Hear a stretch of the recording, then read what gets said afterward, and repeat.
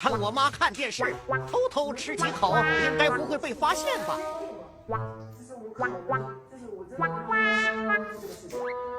完了完了，那个女人她来了，不管了，吃完再说，大不了挨个大逼兜。就是我们给你们准备了2个烟棒，你们如果接下来对这感情还是充满了热情，算了，好狗不吃眼前亏，我就认个错，也不丢脸。